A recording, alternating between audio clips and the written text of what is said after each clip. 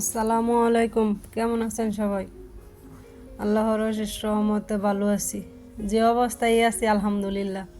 তো আপনারা কেমন আছেন? আশা করি আপনারাও সবাই ভালো আছেন। তো কি বলবো বুঝতেছি না, মনটা খুবই খারাপ। ছেলে অসুস্থ। তো আমি আবার এদিক দিয়ে সকাল সকাল রান্না বাড়া করে নিতেছি, ছেলের নিয়ে একটু হসপিটালে যাব আর কি। তো ছেলের এত পরিমাণ ঠান্ডা লাগছে, জ্বর সাথে কাশি আছে। তো আমি এদিক দিয়ে রান্না বসাই দিছি। তো একবার ভাবছিলাম যে আজকে ভিডিওটা আপলোড দিব না, তাও দিছি, যেহেতু এটাও আমার একটা কাজ। এখন যেহেতু এই কাজটা শুরু করছি, এটাও আমার দায়িত্বের মধ্যে পড়ে। তো এজন্যই দেওয়া আর কি। তো ভিডিও শুরুতে একটা রিকোয়েস্ট করে রাখি, পুরো ভিডিওটি দেখবেন। ইনশাল্লাহ ভিডিওর কোনো না কোনো অংশ আপনার কাছে ভালো লাগবে। যদি ভালো লাগে, আজকে ভিডিওর বয়সটা কী দিতেছি ঠিক আছে, আমি নিজেও বুঝতেছি না। কয়েকবার কাটলাম, কয়েকবার দিলাম, তাও জানি কেন মনে হইতেছে যে কথা আর কি কি বলবো বুঝতেছি না, বা ঠিক মতো করে বলতে পারতাছি না। তো আমার কথাতে অনেক ভুল ত্রুটি থাকতে পারে, সবাই ক্ষমা সুন্দর দৃষ্টিতে দেখবেন। তো এদিক দিয়ে আমি কিন্তু মুরগির মাংসটা সুন্দর করে কষায় নিছি। তো এই মুরগিটা আমি কিন্তু আবার বাজ্যা রান্না করি নাই, এমনিতেই রান্না করছি। আর তো এদিক দিয়ে আমার রান্নাটা হইতে হইতে তো আমি ঘরের অন্য যে কাজকর্মগুলো না আছে রান্নাটা বসাই দেওয়ার চেষ্টা করবো আর কি, অন্য কাজগুলো গুছাই নেওয়ার জন্য।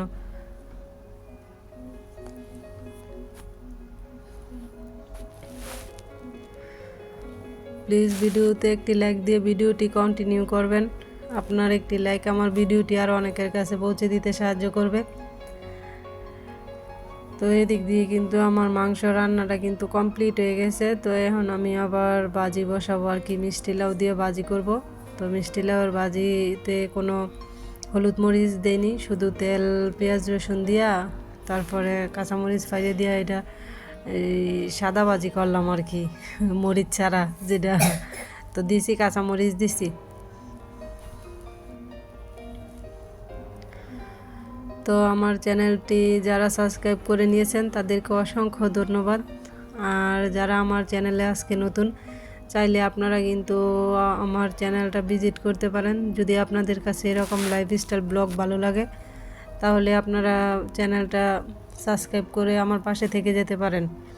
যারা এই কাজটা করে নিয়েছেন তাদেরকে অসংখ্য ধন্যবাদ। তো আমি কিন্তু দুপুর টাইম মেয়ের নিয়ে, ছোটো মেয়ের সাথে ছিল, ছেলের নিয়ে হসপিটাল চলে আসি, সাথে আমার এক ননদিরেও নিয়ে আসছি। তো এই যে ছবিটা দেখতেছেন, উনি হইতেছে এই হসপিটালের মালিক। তো হসপিটালের বাইরের পরিবেশটা কিন্তু খুবই সুন্দর, ভিতরেও কিন্তু খুবই সুন্দর। তো ভিতরের দিকের ভিডিওটা আর করা হয়নি। তো ভিতরে কিন্তু খুবই পরিষ্কার পরিচ্ছন্ন পরিপাটি করে রাখা আছে।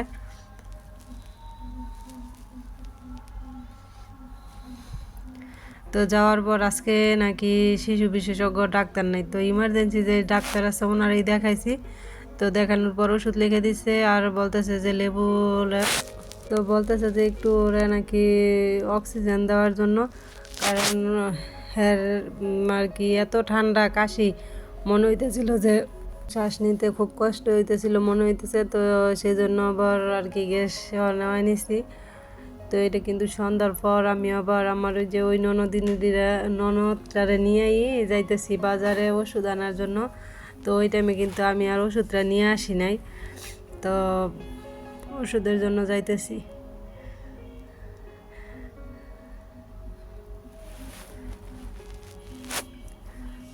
তো দিনের চাইতে কিন্তু রাত্রে বাইরের পরিবেশটা খুবই সুন্দর, যেদিকে তাকাই ওইদিকে শুধু বাতি ঝলমল করতেছে।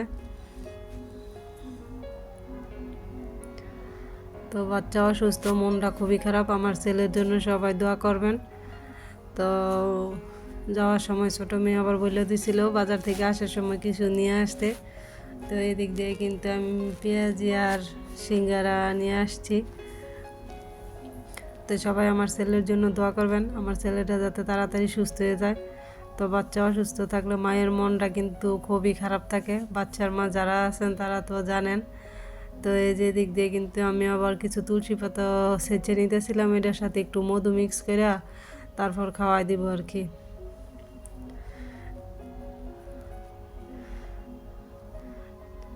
তো এই যে করে নিলাম। আর এই যে কালটার মধ্যে যে আসলাম, এটা দেখে হয়তো ভাবতে পারেন যে এরকম কে। তো আমার কথা বলার সময় খুব হাসি পাইতেছিল আবার তখন, কারণ এটা যখন আমি নতুন একবার কিনে আনছি ওই সময়ই আর কি, প্রথম দিন আইনা রাখছি পরেই। তো ওই যে ইন্দুরে চাইব কোথায় কাইটা লাগছিল। তো এটার মধ্যে মাঝে মধ্যে একটু একটু রসুন চেঁচি, নয়তো এমনিতে রসুন ব্লেন্ড করে রাখি, ওইটা দিয়েই কাজ করি। মাঝে মধ্যে ফয়চন পড়লে আর কি কাজ করি এটা দিয়ে। তো এই যে রাত্রে আমি আবার ছেলের কিছু কাপড় চোপড় দিয়ে বারান্দায় লাটতে গেছি, যাই দেখি এই যে দেখেন সুন্দর একটা পাখি বসে আছে। দুইটাই ছিল, একটা পাখি মনে হয় যে ভয় পায়, একটু বারান্দায় গেল এটা আর কি উড়াল দিয়ে বাইরে বের হয়ে যায়, আর একটা সুন্দর মতো করে বসে থাকে। তো আমার মেয়ে সবসময় বলে, ছোটো মেয়ে, যা আম্মু এটা আর কি শীত করে না? তো আমি মাঝে মধ্যে বলি যে ঘরে আইনে এটার কম্বল দিয়ে শোয় রাখো। তো সবাই ভালো থাকবেন, আল্লাহ হাফেজ।